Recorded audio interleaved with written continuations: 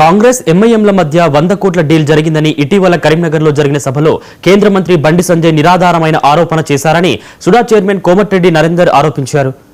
ఈ ఆరోపణలకు మీ దగ్గర రుజువులేంటే నిరూపించండి అని, లేదంటే బండి సంజయ్పై చట్టపరమైన చర్యలు తీసుకోవాలని నరేందర్ ఫిర్యాదు చేశారు. ఇలాంటి ఎంపీని ఎన్నుకోవడం ఈ ప్రాంత ప్రజల దురదృష్టమని నరేందర్ వాపోయారు. నిధుల గురించి, అభివృద్ధి గురించి మాట్లాడని బండి సంజయ్ ఎన్నికలు రావడంతో కులాల మధ్య, మతాల మధ్య తగులు సృష్టిస్తూ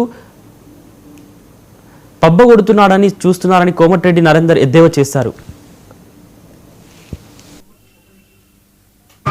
ఎన్నికలు వచ్చినాయంటే కబడ్డీ అని మాట్లాడి మొన్న.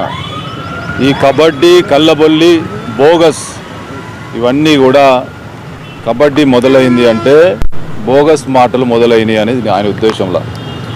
బండి సంజయ్ కాదనే బోగస్ సంజయ్ అయిపోయిండు.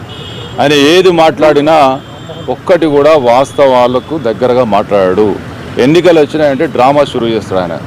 ఈ డ్రామాలో ప్రజలంతా కూడా తప్పుదో పట్టించి మరి కరీంనగర్లో 2 మతాల మధ్య, కులాల మధ్య చిచ్చు పెట్టి తప్పుదో పట్టించి లబ్ధి పొందాలనేటువంటి దురుద్దేశం ఆయనకి ఈరోజు కాదు, ఆయన జీవితమే అడికెళ్ళి స్టార్ట్ అయింది.